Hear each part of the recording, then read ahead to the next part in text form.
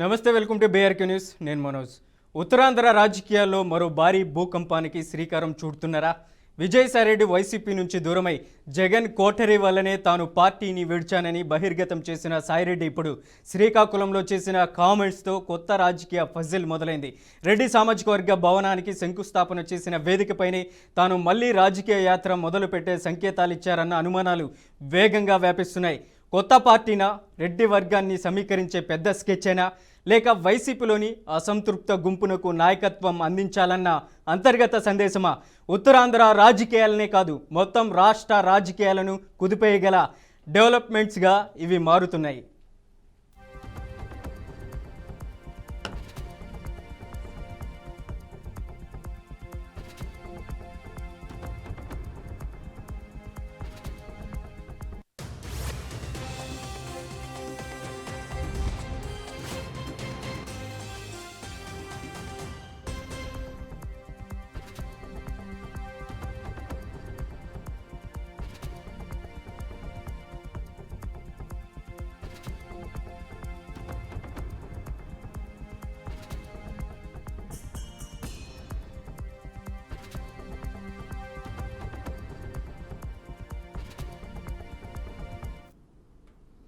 జగన్ ఎదుగులలో కండక్టర్లా వ్యవహరించిన వైసీపీలో second in కమాండ్గా ఎదిగిన విజయసాయిరెడ్డి తన రాజకీయ చరిత్రలోనే అత్యంత సిగ్నిఫికెంట్ మలుపు తీసుకుంటున్నారన్న సంకేతాలు స్పష్టమవుతున్నాయి. ఏళ్ల తరబడి జగన్కు బలంగా నిలబడ్డ అధికారంలో ఉన్న 5 ఏళ్లలో తన పాత్రను కుదించిందని, జగన్ చుట్టూ ఉన్న కోటరీ తనను టార్గెట్ చేసిందని పబ్లిక్గా చేసినప్పటి నుంచి సాయిరెడ్డి ధోరణి మారిపోయింది. ఇప్పుడు శ్రీకాకుళంలో రాష్ట్ర ప్రజలకు న్యాయం జరగకపోతే రాజకీయాల్లో రావడానికి కూడా వెనుకాడను అన్న వ్యాఖ్య వైసీపీ అంతర్గత వర్గాల్లో పెద్ద కలకలం రేపింది. అదే సమయంలో సాయిరెడ్డి వర్గాన్ని ఆకర్షించేలా సామాజిక భవనం కోసం 2.5 కోట్లు తానే ఇస్తానని ప్రకటించడం ఇది యాదృచ్ఛిక చర్య కాదు, స్పష్టమైన రాజకీయ మెసేజ్ అని రాజకీయ వర్గాలు అర్థం చేసుకుంటున్నాయి.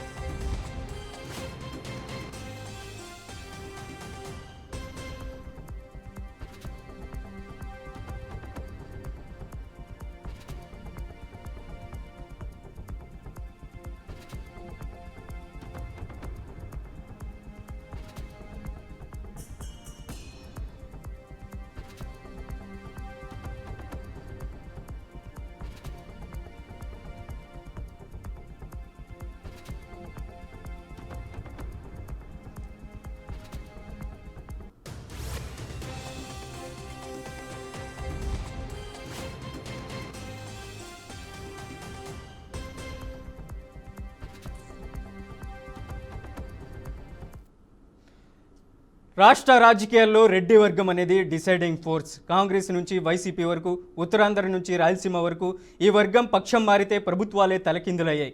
అలాంటి నేపథ్యంలో విజయసాయిరెడ్డి శ్రీకాకుళం నుంచి రెడ్ల కోసం నిర్మాణాలు, అవసరమైతే కొత్త పార్టీ అంటూ చేసిన సందేశం చిన్న విషయం కాదు. ఈ వ్యాఖ్యలతో వైసీపీలో ఇప్పటికే ఉన్న అసంతృప్తి మరింత కుదురుతుంది. పార్టీ లోపలే సాయిరెడ్డికి పెద్ద సానుభూతి ఉందనే మాట నిజమే అయితే, రెడ్ల వర్గంలో ఆయనకు మద్దతు పెరిగితే దీనికి రాజకీయ పరంగా భారీ ప్రభావాలు పడటం ఖాయం. ఉత్తరాంధ్ర నుంచి రాష్ట్ర వ్యాప్తంగా రెడ్ల సమీకరణ చేసి తన బలాన్ని చూపే ప్రయత్నమా, లేక వైసీపీ నేతలకు నేను ఇప్పటికీ మాస్ మనీ మద్దతు ఉన్న లీడర్ని అని చూపించే పవర్ డెమోనా? శ్రీకాకుళం పర్యటనలో మొత్తం రాష్ట్ర రాజకీయాలు కొత్త టర్న్ తీసుకున్నాయి.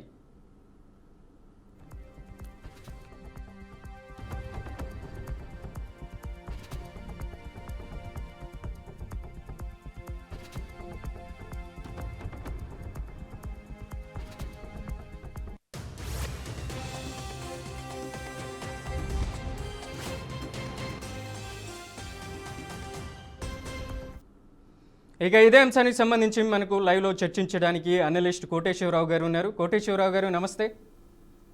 నమస్తే. కోటేశ్వరరావు గారు, ప్రధానంగా విజయసాయి రెడ్డి రాజకీయాల నుంచి తప్పుకున్నాను అనేసి మాట చెప్పుకొచ్చారు గతంలో. ప్రధానంగా చూస్తే తాజాగా ఆయన శ్రీకాకుళంలో ఒక మీడియా సమావేశం ఏర్పాటు చేశారు. ఆ మీడియా సమావేశంలో జగన్ సమర్థత ఉన్న నాయకుడు, పవన్ కళ్యాణ్ మంచి స్నేహితుడు, పవన్ కళ్యాణ్ 25 సంవత్సరాల నుంచి నాకు మంచి స్నేహితుడు, మిత్రుడు, మరోవైపు జగన్ సమర్థత ఉన్న నాయకుడు అంటూనే మరోవైపు జగన్ వెనకాల ఉన్నటువంటి కోటరి అంత మంచిది కాదు అంటూ విజయసాయి రెడ్డి కామెంట్స్ చేశారు. ఈ కామెంట్స్ పట్ల మీరేం చెప్తారు? విజయసాయి రెడ్డి కామెంట్స్ ని పెద్ద సీరియస్ గా తీసుకోవాల్సినటువంటి అవసరం లేదనేది నా అభిప్రాయం. తాను రాజకీయాల నుంచి విరమించుకుంటున్నానని, వ్యవసాయం చేసుకుంటానని చెప్పాడు.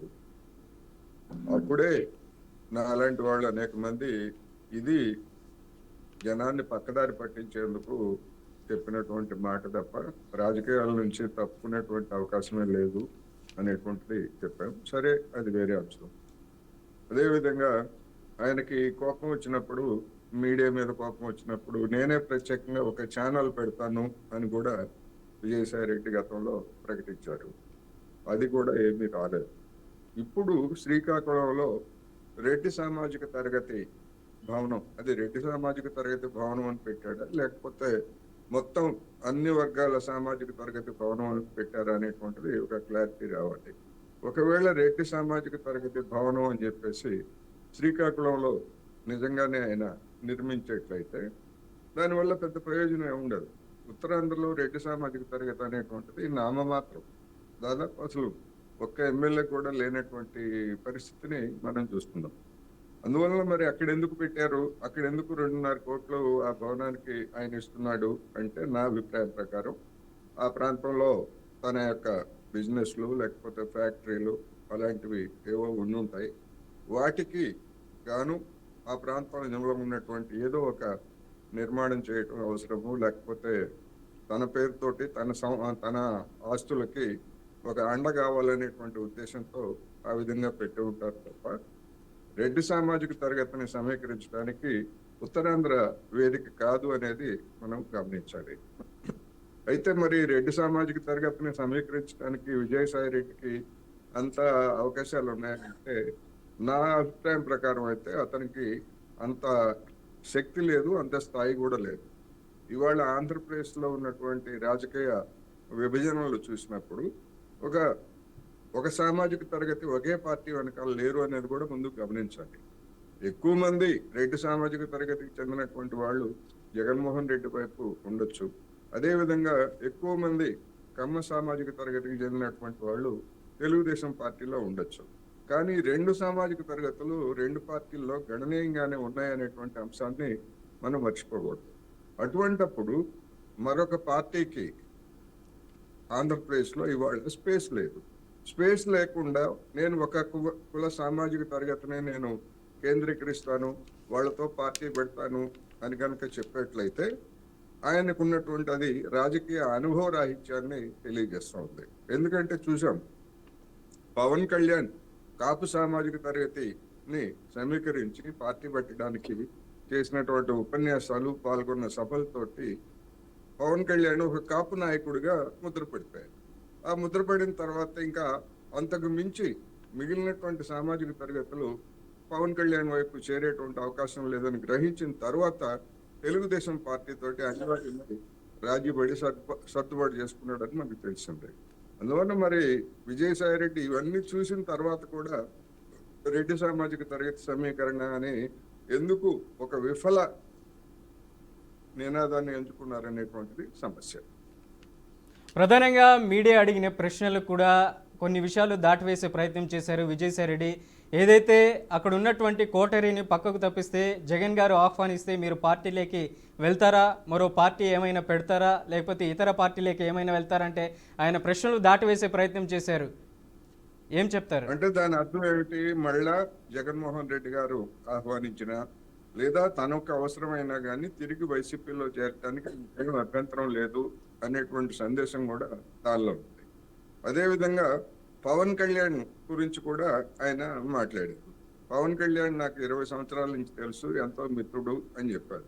కానీ అదే విజయసాయి రెడ్డి పవన్ కళ్యాణ్కి వ్యతిరేకంగా అనేక అభ్యంతరకరమైన లేకపోతే సెటైర్లతో కూడినటువంటి ట్వీట్స్ గతంలో చేసినటువంటి విషయాన్ని మరి పవన్ కళ్యాణ్ మర్చిపోతారా లేకపోతే జనం మర్చిపోతారా మనకైతే తెలియదు కానీ అవన్నీ ఆ ట్వీట్స్ అన్ని కూడా మనకు అందుబాటులో ఉన్నాయి కదా. అందుకని పవన్ కళ్యాణ్తో స్నేహం అనేటువంటిది అది కూడా ఒక అతిశయోక్తి. మళ్ళా ఏమో అనేటువంటిది చెప్పడం కూడా మళ్ళా అవసరమైతే జగన్మోహన్ రెడ్డి పంచం చేరటానికి నాకు ఎలాంటి అభ్యంతరం లేదు అనేటువంటి సందేశం ఉంది. ఇక కోటరీ అంటారా, కోటరీ అనేటువంటిది ఒక సాగు తప్ప మరొకటి కాదు. జగన్మోహన్ రెడ్డి తలుచుకుంటే వైసీపీలో కోటరీ ఏం చేస్తుంది, ఎవరేం చేస్తారు? ఎవరికి జగన్మోహన్ రెడ్డి నందంటే నంది, పందంటే పంది. అటువంటి అప్పుడు అంత సర్వాధికారిగా జగన్మోహన్ రెడ్డి ఉన్నప్పుడు ఎవరో కోటరీ అడ్డుపడి జగన్మోహన్ రెడ్డి గారి దగ్గర తను పలుకుబడి లేకుండా చేశారు అని చెప్పడం అనేటువంటిది దానికి ఎలాంటి ఆధారాలు ఉండవు, అర్థం లేని మాట అని కూడా నేను చెప్తాను.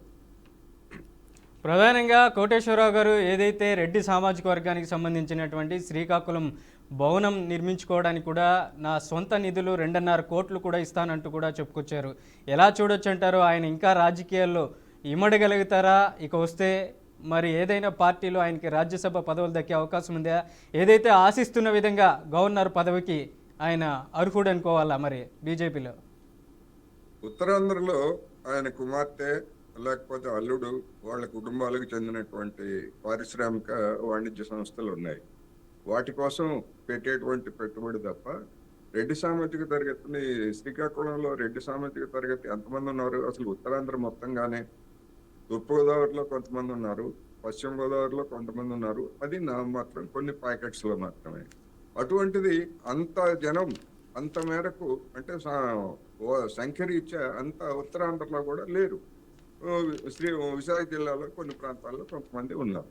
అందుకని అక్కడ పెట్టడం అనేటువంటిది అదేమి వ్యూహాత్మకమైన ఏమి లేదు. తన బిజినెస్లు తన యొక్క కార్యకలాపాలు వాటన్నిటికీ ఆ భవనం కేంద్రంగా ఉంటుంది అనేటువంటి ఉద్దేశం తప్ప అక్కడ ఇప్పుడు రెడ్డి సామాజిక తరగతి సంఖ్యరీత్యా ఎక్కడ ఎక్కువ ఉన్నారు? రాయలసీమలో ఎక్కువ ఉన్నారు. అది అందరికీ తెలిసినటువంటి సత్యం. మరి రాయలసీమలో అటువంటిది ఏమీ లేకుండా లేకపోతే ఆ రెడ్డి సామాజిక తరగతి గణనీయంగా ఉన్నటువంటి ప్రకాశం జిల్లాలో కావచ్చు లేదా గుంటూరు నెల్లూరు జిల్లాలో ఇటువంటి వాటిల్లో అక్కడ యాక్టివిటీస్ చేయకుండా నామమాత్రంగా ఉన్నటువంటిది లేకపోతే కొన్ని ప్రాంతాల్లో అసలు ఆ సామాజిక తరగతే ఉండదు. అటువంటి చోట నేను పెట్టి రాజకీయం చేస్తాను, రెడ్డి సామాజిక తరగతిని సమీకరిస్తాను అంటే ఎవరు నమ్మేటువంటి వాళ్ళు కూడా ఎవరు ఉండరు. అవసరమైతే మళ్ళీ రాజకీయాల్లోకి వస్తానంటూ కూడా ఆయన చేసినటువంటి హాట్ కామెంట్స్ మీద ప్రధానంగా ప్రతి పార్టీలో ఉన్నటువంటి సీనియర్లు కూడా ఆయన్ని తీసుకుంటే బాగుంటుందంటూ కూడా చెప్పుకొస్తున్నాయి. ఎలా చూడొచ్చు అంటారు? ఇటు టీడీపీలో కూడా ఆయనకు సన్నిహితులు ఉన్నారు, మరోవైపు జనసేనలో పవన్ కళ్యాణ్ మంచి మిత్రుడు మంచి స్నేహితుడు అని చెప్పుకొస్తున్నారు. మరి ఈ పార్టీలు పిలిస్తే వెళ్ళే అవకాశం ఉందంటారా విజయసాయి రెడ్డి? వెళ్ళడానికి ఆయనకి ఎలాంటి అభ్యంతరము లేదు. ఏ నాయకుడైనా ఎవరైనా వెళ్ళడానికి ఎవరికి అభ్యంతరం లేదు. కాకపోతే ఆ తీసుకునేటువంటి వాళ్ళకు ఉండాలి బుర్ర. మరి ఇటువంటి వ్యక్తిని మనం భరించగలమా, లేకపోతే ఇతని గత యొక్క చరిత్ర ఏమిటి, ఇతన్ని తీసుకుంటే మనకు లాభమా నష్టమా అనేటువంటిది జనసేన కావచ్చు, బీజేపీ కావచ్చు, లేకపోతే తెలుగుదేశం పార్టీ కావచ్చు, అది వాళ్ళకు ఉండాలి. వెళ్ళడానికి ఏముంది? ఇప్పుడు ఆయన ఒక అవకాశవాదిగా ఇప్పుడు మొత్తం రంగంలో ఉన్నాడు. ఎవరు పిలిచినా నేను సిద్ధం సుమతి అన్నట్టుగా ఉన్నాడు. ఏ ప్రాతిపదికన చేస్తారండి? ఏ పార్టీలైనా గతంలో విమర్శించినటువంటి పెద్ద మనిషే కదా. జనసేనని విమర్శించారు, వైసీపీని విమర్శించారు. సరే బీజేపీతో ఆయనకు సంబంధాలు ఉన్నాయి. ఎందుకంటే మొత్తం ఆయన లాబీ అంతా కూడా ఢిల్లీలో ఉండి చేసిందంతా బీజేపీతో ఉన్నటువంటి సంబంధాలే. అసలు వైసీపీ మొత్తంగానే ఎక్కడ వాళ్ళు అధికారంలో ఉండగా బీజేపీని ఒక్క మాట అనలేదు, కేంద్ర ప్రభుత్వాన్ని ఒక విమర్శ చేయలేదు. అయినా కానీ బీజేపీ వాళ్ళు మరి ఇటువంటి వాళ్ళని చేర్చుకునేట్లయితే అది ఆంధ్రప్రదేశ్లో ఉన్నటువంటి కూటమిలో అది మొదటి చీలికి నాంది అవుతుంది. ఎందుకంటే తెలుగుదేశం పార్టీ వాళ్ళు సహిస్తారా? ఈయన్ని తీసుకొచ్చి ఈయన సరసన మా నాయకుడు అని చెప్పేసి బీజేపీ విజయసాయి రెడ్డిని తీసుకొచ్చి కూటమిలో కూర్చోబెడితే తెలుగుదేశం సహిస్తుందా, లేకపోతే జనసేన సహిస్తుందా? ఒకవేళ సహించేట్లయితే అంతకంటే అవకాశవాదం మరొకటి లేదు. అందువల్ల ఇవన్నీ ప్రస్తుతానికి నా అభిప్రాయం అయితే అతను మళ్ళా తిరిగి రాజకీయాల్లోకి రావడం లేకపోతే పార్టీ పెట్టడం ఇవన్నీ కూడా ఊహాజనితమైనటువంటి అంశాలు, మీడియాలో చర్చకు పనికొచ్చేటువంటి అంశాలు తప్ప మరొకటైతే కాదు. అక్కడ మీడియా సమావేశం ఏర్పాటు చేసినప్పుడు పవన్ కళ్యాణ్కి సంబంధించినటువంటి అంశం అనేది ఎవరూ లేవనెత్తలేదు. అటువంటి పరిస్థితుల్లో పవన్ కళ్యాణ్తో 20 ఏళ్ళ పరిచయం ఉంది. పవన్ కళ్యాణ్ని ఇంకా ఫ్యూచర్లో కూడా ఎప్పుడు విమర్శించను అనేసి కూడా విజయసాయిరెడ్డి చెప్పుకొస్తున్నారు. అంటే ఇండైరెక్ట్గా జనసేనకి సంకేతాలు ఇచ్చినట్టు అనుకోవాలా? జనసేనకి ఈయన సంకేతాలు ఇచ్చారా, లేకపోతే జనసేన వాళ్ళే ఈయనకి సంకేతాలు పంపిస్తే దానికి ప్రతిస్పందనగా ఆ విధంగా ఈయన మాట్లాడారా అనేటువంటిది మనకి ఏది ఏది జరిగినా కానీ కొద్ది కొద్ది రోజుల్లోనే తెలుస్తుంది. ఈయన స్పందిస్తే మరి జనసేన నాయకుడు స్పందించాలి. లేదు జనసేనే రాయబారాలు చేసి విజయసాయి రెడ్డి లాంటి వాళ్ళని తన పార్టీలో చేర్చుకుంటే బలపరచవచ్చు అనుకుని సందేశం పంపిస్తే దానికి పాజిటివ్గా పవన్ కళ్యాణ్ గారు 20 ఏళ్ళ నుంచి తెలుసు నాకు, మేము ఎవరు ఏమీ అనుకోలేదు అని చెప్పేసి చెప్పాడంటేనే దాని అర్థం ఏంటంటే మళ్ళా తిరిగి దగ్గర కావడానికి ఇటువైపు నుంచి కావచ్చు అటువైపు నుంచి కావచ్చు ఒక ప్రయత్నం జరుగుతూ ఉంది అని మనకి సందేశం ఇస్తూ ఉంది. దాని యొక్క ఫలితాలు కూడా ఈవెన్ జనసేనలో చేరినా కానీ తెలుగుదేశం పార్టీ తోటి జనసేనకి లడాయి రావడం అనేటువంటిది అనివార్యం. ఎందుకంటే 5 సంవత్సరాల పాటు జగన్మోహన్ రెడ్డి గారిని ఏ విధమైనటువంటి విమర్శలు చేశారో తెలుగుదేశం వాళ్ళు, విజయసాయి రెడ్డిని కూడా తక్కువేం చేయలేదు. రెండోది, జగన్మోహన్ రెడ్డి గారి అవినీతి అక్రమాల కేసుల్లో విజయసాయి రెడ్డి కూడా ముద్దాయి. మరి అలాంటి ముద్దాయిని కేసులు ఇంతవరకు పరిష్కారం కాలేదు, వాటి నుంచి ఇంకా బయటపడలేదు. అటువంటి వ్యక్తిని ఏ విధంగా పార్టీల్లో చేర్చుకుంటారు? బీజేపీ కావచ్చు, జనసేన కావచ్చు, తెలుగుదేశం పార్టీ కావచ్చు. అందుకని నేను అందుకే చెప్పాను, ఈయన ఎవరితో అయినా చేరటానికి సిద్ధంగా ఉన్నాడు. చేర్చుకునే వాళ్ళకి ఉండాలి కదా కాస్త, అది ఉందా లేదా అనేటువంటిది సమస్య. ఏదైతే విజయసాయిరెడ్డి ఆయన రాజ్యసభ పదవీకాలం 3 సంవత్సరాలు ఉండంగానే ఆయన ఆ పదవికి రాజీనామా చేసే కొద్ది రోజుల ముందు కూడా వైసీపీలో ఉన్నటువంటి కీలక నేతలు ఆయన ఇంటికి కూడా వెళ్ళారు. వైవి సుబ్బారెడ్డి, ఎంపీ మిథున్ రెడ్డి ఇట్లాంటి నేతలు, వైఎస్ అవినాష్ రెడ్డి లాంటి నేతలు జగన్ లండన్ టూర్లో ఉండగా పంపించినటువంటి పరిస్థితులు కూడా ఉన్నాయి. ఆ పరిస్థితులకు కూడా తలొగ్గకుండా ఆయన రాజీనామా వైపే మొగ్గు చూపారు. వ్యవసాయం చేసుకుంటానంటూ కూడా చెప్పుకొస్తున్నారు. మరోవైపు రాజకీయాల్లో అవసరమైనప్పుడు రాజకీయాలకి వస్తాను అనే సంకేతం దేనికి నిదర్శనం అనుకోవాలి? అంటే బీజేపీలో చేరటానికి ఆ విధమైనటువంటి రాజీనామా చేశారనేటువంటిది అప్పట్లోనే వచ్చినటువంటి ఒక అభిప్రాయం. ఎందుకంటే బీజేపీలో ఎవరైనా చేరాలంటే ఒక పార్టీలో ప్రజాప్రతినిధిగా ఉన్నప్పుడు ఆ పార్టీ నుంచి రాజీనామా చేయాలి అనేటువంటిది వాళ్ళు పెట్టుకున్నటువంటి ఒక సూత్రం. అయితే అది అన్ని సందర్భాల్లోనూ వాళ్ళేమీ అమలు జరపలేదు. కానీ విజయసాయి రెడ్డి దగ్గరికి వచ్చేసరికి అది పీక పట్టుకునేటువంటి అవకాశం ఉంటుంది. అందుకనే ఆయనకి రాజ్యసభ సభ్యత్వం ఉన్నా లేకపోయినా ఆయన వ్యాపారాలకి లేదా ఆయన దగ్గర ఉన్నటువంటి డబ్బు వీటన్నిటిని చూసినప్పుడు రాజ్యసభ పదవి అనేటువంటిది పైరువేలు చేసుకోవడానికి ఉపయోగపడేదే తప్ప ఆయనకేమీ వేరే ఇతరంగా లేదు. అందుకనే దాన్ని ఎరగా వేసి దానికి రాజీనామా చేసిన ఫలితంగా ఎవరికి వచ్చింది అవకాశం వచ్చింది? బీజేపీ ఆర్ కృష్ణయ్యకి అవకాశం ఇచ్చారు కదా.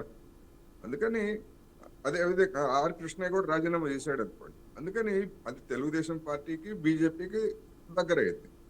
ఆ దగ్గర కావడానికి వేసినటువంటి ఒక బిస్కెట్ తప్ప అది విజయసాయి రెడ్డి వేసినటువంటి బిస్కెట్ మాత్రమే. దానివల్ల మరి ఇప్పటి వరకు చూస్తే ఎలాంటి ఫలితం లేదు. కానీ శ్రీకాకుళంలో మాట్లాడిన దాన్ని బట్టి జనసేన కానీ లేదా బీజేపీ కానీ అలాంటి పావులు ఏమన్నా కదుపుతున్నాయా ఇలాంటి వాళ్ళని తీసుకొని మంత్రాంగం చేయడానికి అనేటువంటి అనుమానాలు అయితే ఉన్నమాట వాస్తవం. విజయసాయిరెడ్డికి ప్రధానంగా ఉత్తరాంధ్రలో చాలా వరకు పట్టున్నటువంటి వైజాగ్ లాంటి విశాఖపట్నంలో దాదాపు ఆయనకి ఎమ్మెల్యేలతో పరిచయాలు ఉన్నాయి. గతంలో వైసీపీ హయాంలో కూడా అక్కడ ఉన్నటువంటి ఇన్ఛార్జీలతో కూడా ఆయన సమావేశాలు ఏర్పాటు చేసేవారు. ఆయన బయటికి వెళ్ళిపోతున్నటువంటి పరిస్థితుల్లో కూడా చాలామంది ఎవరు విమర్శించినటువంటి పరిస్థితి లేదు. వైసీపీలో బహిరంగంగా ఎలాంటి వ్యాఖ్యలు కూడా చేయలేదు విజయసాయిరెడ్డి.